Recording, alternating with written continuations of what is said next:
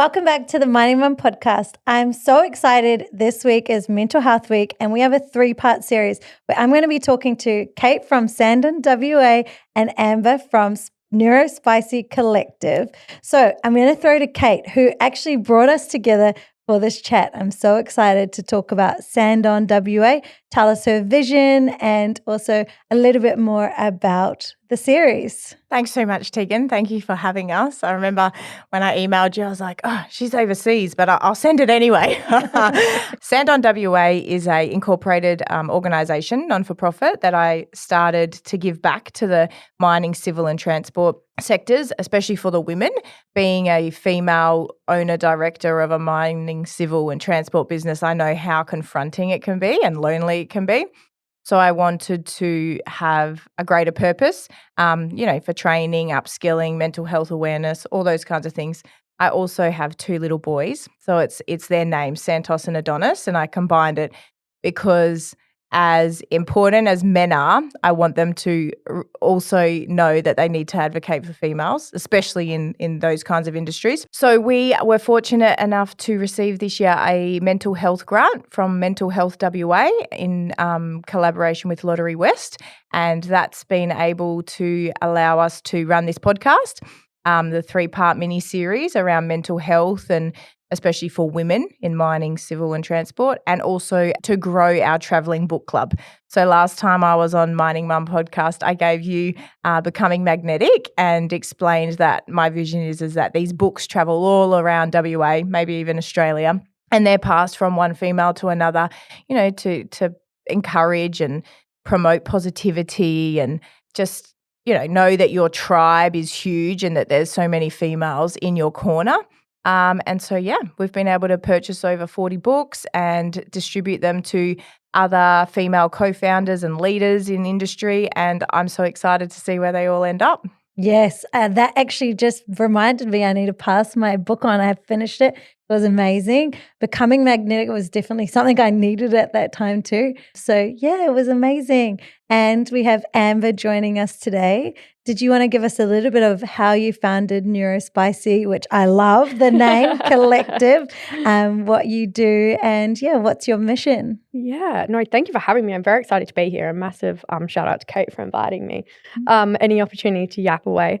So I'm the director of Neuro Spicy Collective, and we also have an incorporated association, a sister company called Brilliant Brains Co. So I founded the organisation actually very selfishly because I realised there was a big gap in WA for support for neurodivergent people. So Neuro Spicy is a fun play on the word neurodivergent, so referring to people that have a brain that thinks differently and processes differently to the standard. So I'm very proudly autistic, and I also have ADHD. And I'm a mum of 2 little boys who also have disabilities. So they're both also autistic. My eldest has an intellectual disability. So my organisation is kind of focused on 2 areas, but a significant portion of the work we do is around connection and belonging in the community, and particularly for parents and females is actually probably one of the biggest groups that come to a lot of our sessions and events. So I work privately in industry as well to talk about the fact that inclusion is absolutely the best investment that people and organisations can ever make, and that there is absolutely a return on investment. And we know that, and particularly when we're looking at mental health, there's a massive crossover between mental health and the neurodivergent community. So it's a really exciting opportunity to be involved and to create spaces where people feel like they belong. And WA Mental Health Week's a really, really exciting time to do that. And so I'm stoked to be here. I'm stoked to have my book. I'm very excited. I already said to Kate, I was like, I might read it before I give it away to someone else. Yeah. So I'm happy to be here. So I'm excited for this conversation. So thanks for having me. So good. Amber, how did you find out that you had autism and ADHD? Or was it when you were young, or was it something that you were diagnosed with at a later age? Yeah, great question. So like a lot of women in this space, I was diagnosed as an adult. So I was diagnosed after my children. I worked in a semi-clinical background. So I worked in disability and community services, which is also quite ironic that I wasn't identified earlier. But I found out in my mid-30s. So quite an experience, quite a journey. And that's probably a piece that my organisation kind of focuses on, is that women in particular are a very undiagnosed and misdiagnosed group. and having community and support and meeting other neurodivergent women is incredibly affirming, and we know it has a direct outcome on people's mental health as well. So yeah, it was a journey and it was an experience, and it's quite a complex process in Australia. It's quite an expensive process. Very glad I did it, but yeah, it's there's more women becoming diagnosed as time goes on. Yeah, There's lots of reasons for that, but the big one being that we're better at identifying it, and we're better at recognizing that women present differently. It's an interesting time. Can I ask two parts questions, one for you and then one for Kate. So I guess what were some of the signs that, led you to going to get diagnosed? And then how did that help, your mental health afterwards, after being diagnosed? And then I guess for Kate, you've spoken about your sons also having similar diagnoses. As a parent, what was that like, being able to work with medical professionals, and then, even on your own mental health, understanding that, how has that helped you guys? So we'll start with the first question and then go to the second part. I've just got so many exciting things. Absolutely. I'm a big fangirl of asking questions and staying curious. I think there's a big fear factor in our culture where we normally coming from a place of people don't want to offend and they don't want to upset anyone, so they don't ask. And often that's like actually harder. And so that's the work I do, particularly in this space, around making sure that we're having these conversations. I think there's a couple of different factors here. So like I said, I used to work in this background kind of clinically, and we know that they're traditionally speaking, and all of the studies were always for young boys and young white boys, I'll add as well. So there was no diversity in any of the studies to reflect any other cultural norms or gender norms.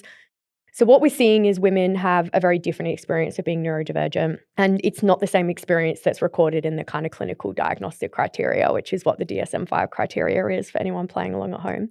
I guess for myself, I was diagnosed initially with ADHD and was diagnosed as being autistic, or identified as probably the preferred way I would use that phrase, a couple of years later. I think sometimes there's a rhetoric at the moment that social media, a lot of people are self-diagnosing from social media. There's actually a huge power in that. Self-diagnosis is really valid. And I always give the example of, if you shit your pants when you drink milk, you don't go to the doctor to get them to tell you you're lactose intolerant. You just stop drinking milk. You just change your milk, or you have soy milk, and it's the exact same concept in this sort of situation. I suppose one of the questions I often get is, why did I get a diagnosis? I was realizing I needed extra support, and I wasn't able to continue, and I wasn't able to be the best mum I could be without that. I did not realize I was autistic at the time my children were diagnosed, because what they presented like as little boys was very different. And so I talk a lot about, I have pretty privilege. I'm very aware of it. I look like this. I sound like this. I'm a public speaker. I have a TED Talks, blah, blah, blah, podcast. I've been on ABC. I'm not the stereotype of what people expect from autism. And that's half of the battle is, where's my little boys with the stereotype? They were nonverbal. They communicated using a device. They had gross motor skill delays, fine motor skill delays. I didn't have any of those things because I was a 32-year-old woman that had learnt strategies to cope. So I think, sort of to answer the question, there's lots of different ways it can present. My thing is, I always say to people, particularly women, if you think you're neurodivergent, you probably are. Because neurotypical people don't ever think they're neurodivergent. And you have probably spent years researching it and going down rabbit holes and TikTok videos and all of these things.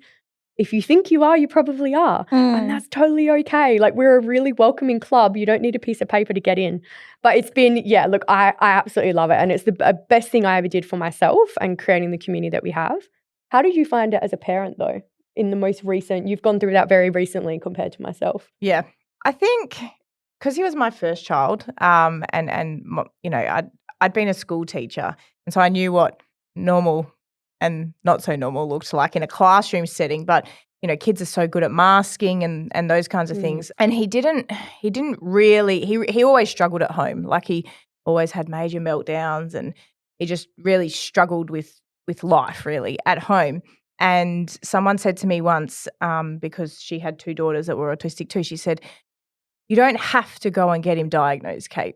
But when it becomes to the point that you can't manage him, then you need to do something." And I suppose this year, with him turning 8, he had a horrible time at school, and the school was just not supportive at all. We ended up having to leave. I think that's when I realised I can't do this anymore. I remember there was one point where I was like, I'm either going to have to call the police or call an ambulance because I can't control him. Like, he's literally breaking everything in the house.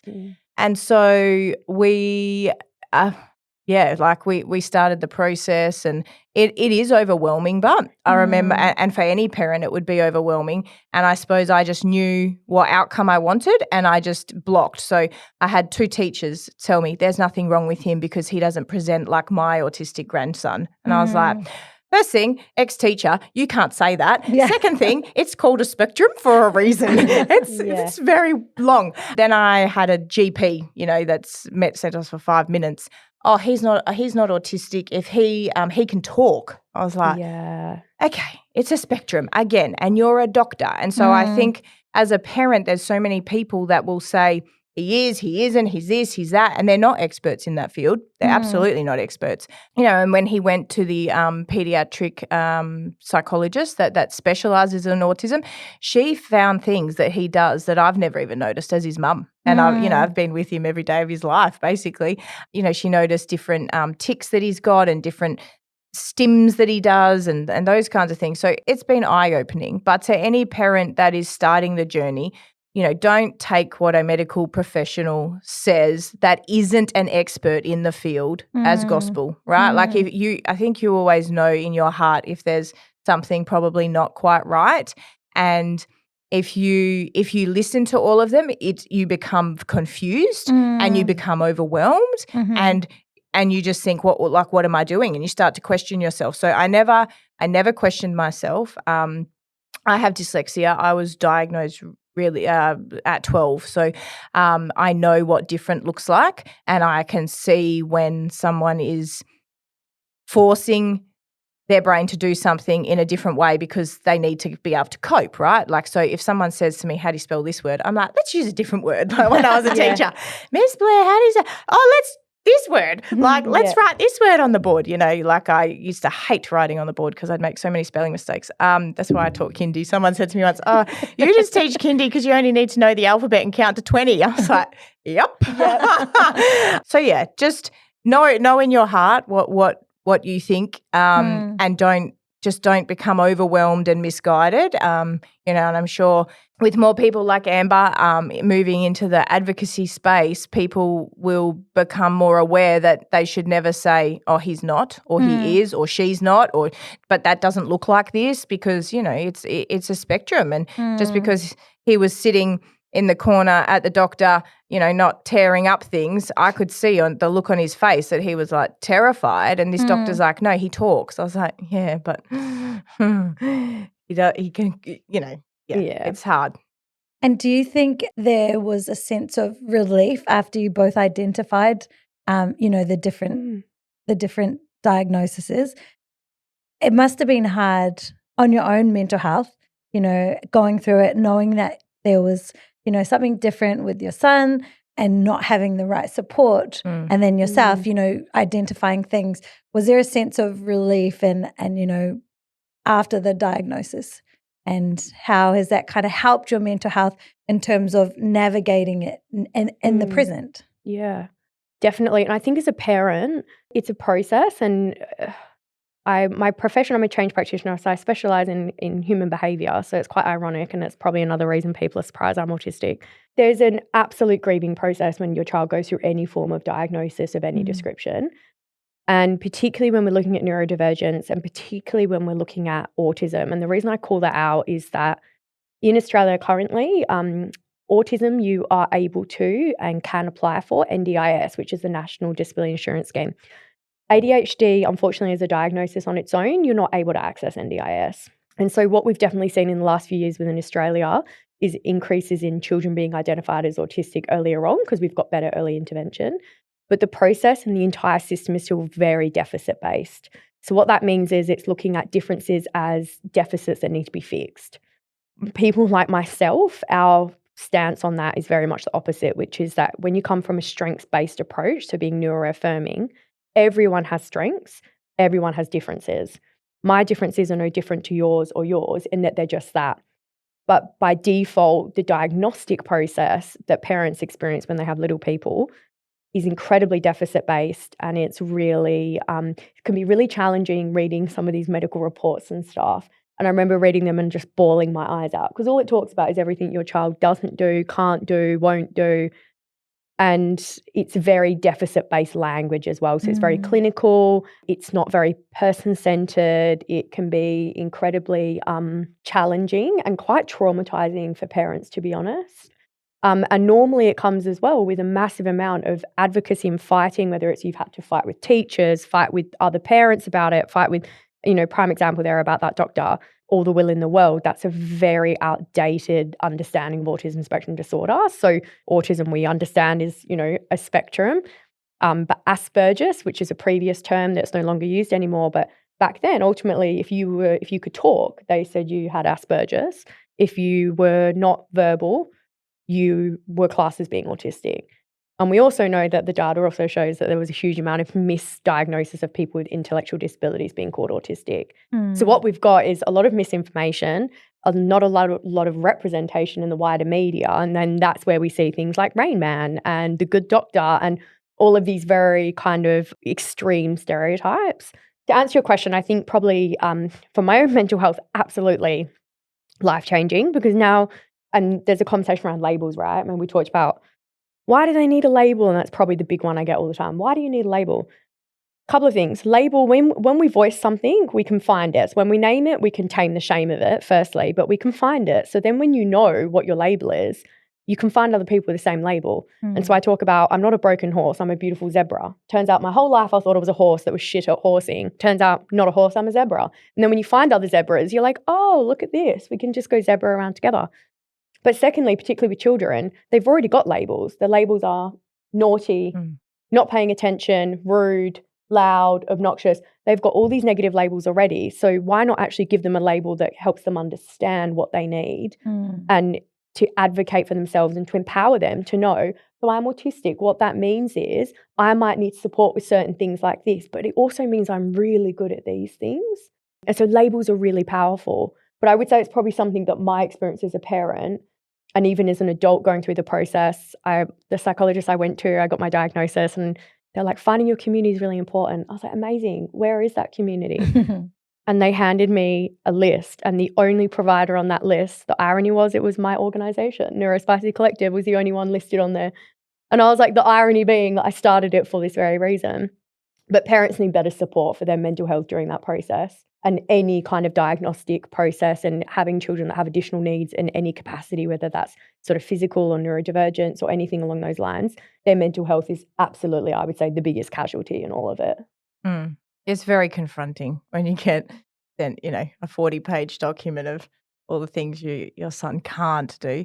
We're blessed that Santos has he's a natural athlete, so there are things in life that he does win at. He just recently was champion boy at his school athletics carnival. Aww. And, I was like watching his little horse smile to stand on the dais. And I was like, he didn't want to participate in any of the team games prior, refused to do the tabloid events, but, wins his race, wins his jumps. So, yeah, it's confronting. And I think you just have to, make space in your own mind to be able to absorb that. And then it's not just you absorbing it. You've got to explain it to all your family that have always said, he's fine, because they don't see the meltdowns. They don't see the 3-hour anxiety attacks that go till midnight on a Sunday because he doesn't want to go back to school. So it's hard, it's absolutely hard. And but there's a lot of us out there. There's a lot of I think probably 5 people that I know quite well all have neurodiverse kids. Some have 2 neurodiverse kids. So I think just be able to talk to other families about it, but also know that what looks right or good or is normal in their family might not be the same for yours. And, if people in your immediate family don't understand it, just cut them out. It's my best advice. You're gone. You're done. You're the weakest link. I'm protecting my peace and protecting my son's peace. Go, see you later. Just do what you have to do to survive. And if people don't understand that, then you just block it out, basically. Yeah. Amazing. Love that. And in terms of your own mental health, outside of motherhood, obviously both being business owners as well, what are some of your mental health non-negotiables? A good one, isn't it? So every day I have to make sure I drink water and I pee because some days it comes to like 12:30 and I have a very strong bladder being an ex-teacher. You know, we could only pee at recess and lunch. And I'm like, man, I have not peed. Like I'm busting and I need to stop. Like, stop what you're doing, Kate. Stop sending emails. Stop writing documents. Get up and go to the toilet. So going to the toilet and drinking water. Like growing up in Port Hedland, I never left the house without a water bottle. My husband says that I drink like a camel, like I'm really loud and gulp and those kinds of things. But yeah, those two things, like go to the toilet and drink water. And you know that even on your worst days when you're sick or, you know, having a really bad day, those two things will always be achievable. Always. Yeah, and it's probably the time to like the pee thing is more like getting away from the computer. Yeah. Like, you know, taking It's a mini break. Yeah, It's a mini holiday. Yeah. It's a little holiday. Yeah. Same Shut as the filling door. up your water bottle. It's like that break. Like I need to move away. I need to just stop. I need to put the water in the water bottle and then I can go back. And you're exactly right. It's that break the cycle, recompose and then start again. Yeah, and the basics are exactly that though, right? And I think mental health, particularly with social media and stuff, has become this like overly complex, like you need a PhD to decipher what you should be doing and like get up at 4 a.m. and do like 20 minutes of like inside out breathing and more.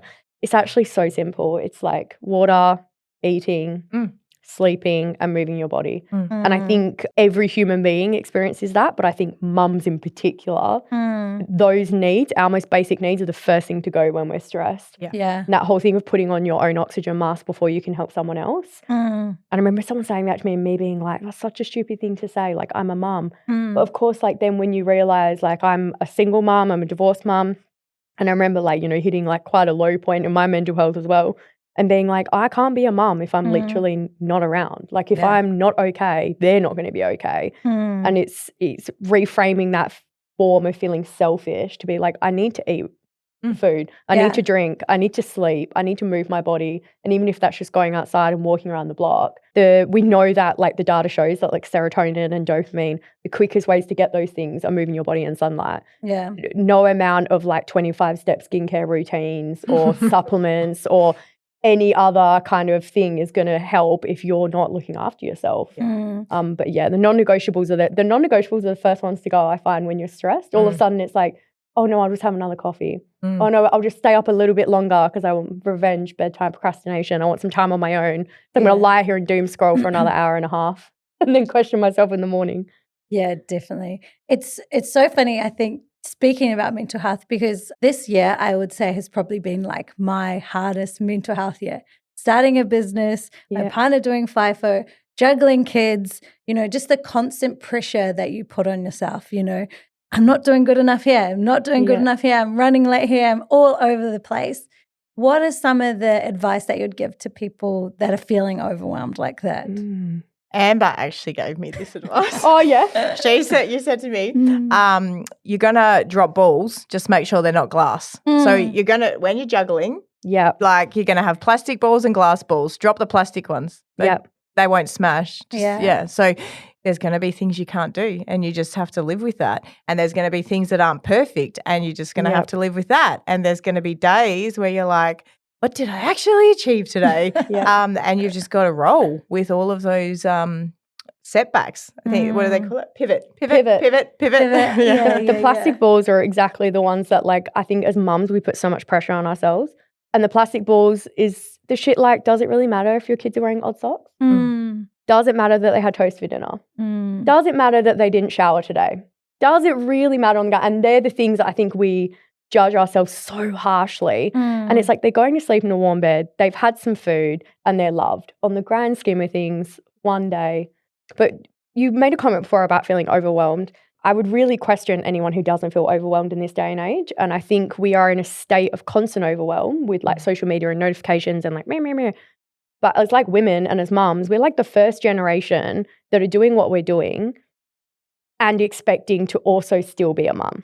So our previous generations were mums, or they worked potentially, might have worked part-time, They might have had a job that maybe something that was quite, for them, was a simple job. They could go do something, leave it at the door. And by that, I mean they didn't have careers. They didn't have progression. They didn't have performance reviews and goals and targets. They didn't own businesses and so we're now in a position where we're expected to mum like we don't work and work like we're not mums. And no other generation has had that. And so I think when you sort of break that down and then start looking at, so why would I think that I could be a mum, an active mum, love my kids, do all these things, the mental load, the groceries, the birthday presents, the swimming lessons, the birthday parties, blah, blah, blah, blah, blah. And then on top of all of that, own an organisation, run a business. Oh, and also, by the way, I also need to drink enough water, go to the gym, remember to take my tablets, remember to go to sleep. Read your books. Read my books, recycle. And it's a never-ending list. And I think when you realise, I feel like you're on a hamster wheel. And from a psychology point of view, when we're talking about overwhelm, normally it's that we're looking at the top of a mountain, not the next step. So often when we speak with, especially when in the space I work in, we're talking to people who are very overwhelmed, they don't know where to start. You really got to go back to basics and look at what's the next small step. Because if we keep looking at the top of the mountain, it's going to feel like we're never going to get there. But the next small step, okay, right, so I'm going to put a load of laundry on so I've got clean clothes for tomorrow. Amazing. If that's all you achieve today, so be it. But I think sometimes we think that we should be thriving every single day of our lives and every single minute. And that whole thing around we should love every minute of motherhood. And it couldn't be further from the truth. Some days you barely survive it, and that's okay. Survival is also okay. But overwhelm, I think, is such an inherent part of how we feel, particularly as working mums. I don't think we know how to be anything except that, which is quite sad, really, because I think it's very female-centric. I don't think men feel the same level as overwhelmed that we do. And that in itself is like a mental health battle because the mental load, the unseen load of stuff in our head, the tabs open all the time, is the mental health battle. And so that's where that self-care piece is so important around taking care of yourself, because you can't be a mum and you can't be a partner and you can't be a friend if you're not able to look after yourself. So it's a tricky one, I think. Do you have any stuff you do day to day that helps you with overwhelm? I have this big neon light in my head that says, and literally it goes off daily. And, and in my head, I'm just going, and then that's how I deal with it. I have a potty mouth. It's bad. That's probably a blessing working in a male-dominated industry. Drop the C-bomb, they don't even bat an eyelid. But literally I'm just in my head, just those lights just go on and off, and that's how. But that's me validating. Okay, this isn't good. Okay, I understand, but now we've got to fix it, right? And I think people that don't show those emotions and don't let the emotions out, they will build up. Nobody can be happy and perfect and everything's all good. And I think our level of tolerance for stuff depends on how we cope and whether we can get over it and move on to the next thing, or whether we let it dwell, or all those kinds of things. Those all come down to personalities and how you deal with things. But me personally, I have about 50 things going on at once.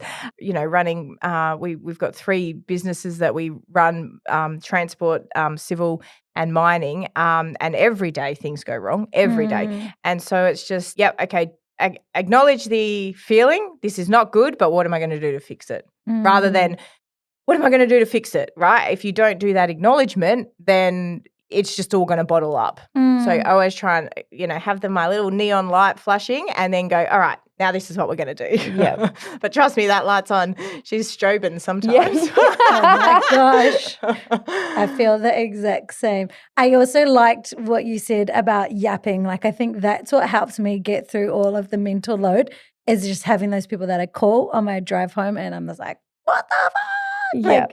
And I feel so sorry for my partner. So I've stopped going so hard on him, but just the constant ups and downs and the changes. And he's just like, you said that 5 minutes ago. I'm like, yeah, but now it's this. Yes. It's changed. Do you know who does listen? ChatGPT. Exactly. If Chatty. Fair, it would be with ChatGPT. Chatty. Theo told me the other day, he's like, I don't even listen to you anymore. He's like, because it's just there in my ear. White noise. And I was like, no worries, I'll go talk to George, my bot. And he's like, Love ChatGPT. Love Oh, so good. it. Always validates your feelings. I Yeah. hear you, Kate, from such a sense of passion. I'm like, yes, ChatGPT, now tell me what to do. It's free counselling, isn't it? It Right, really yes, is. it's Technology is amazing. like really, from a mental health point of view, technology's got some stuff to be blamed for, but stuff like that, like giving access to tools and stuff that just wouldn't have existed. And they find links, they find, I said, go find me a breathing app. And it found me like this, in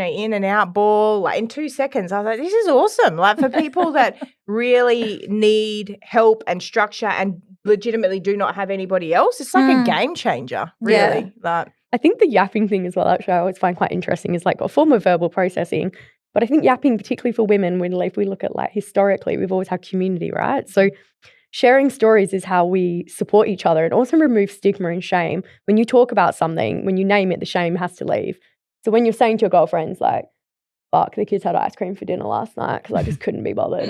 Or they've had McDonald's 2 nights in a row. And one of your girlfriends is like, get it. Like, they ate. Like, or someone's like, me too. Like, I'm not even wearing knickers because I didn't have any clean ones. Like, and they're like, yeah, cool. I'm wearing my breastfeeding bra and I haven't breastfed in like 15 years. And you're like, good for you. Like, and I think there's a piece there around when you're like that connection and being able to sort of yap and share stories, it can be very validating because you're not alone. Yeah. And that's probably one of the big things I think in that kind of mental health journey is we know that a lot of people feel like they're the only one experiencing it or that no one's going to understand. And so when you're able to share those stories and chat with people and people are like, oh my God, me too. And that's why me too such comforting words, right? Because it's like, oh, it's not just me then. Like there are other mums that are struggling with this and there are other mums who are like, God, I love my kids, but like need a break. I need a break. Like I don't like you right now. Yes. I need another holiday. Another holiday in Europe without you would be great. Oh, amazing. And before we wrap up this little mini episode, what is one piece of advice that you would give to anyone listening that might be going through their own mental health journey at the moment? Oh, it's a tough one. I think know that by default of being a human being, you will experience mental health challenges. The data shows 90% of Australians have experienced depression and anxiety. We know 1 in 2 Australians live with a diagnosed clinical mental health condition.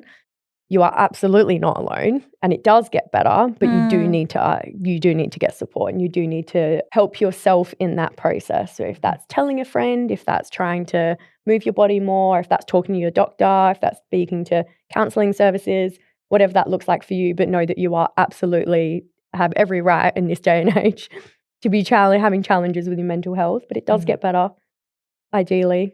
What do you think? Do you think there's... I'll play the other advocate. It's okay to be bamboo too. Like it's okay to, and I think that has like a double meaning, right?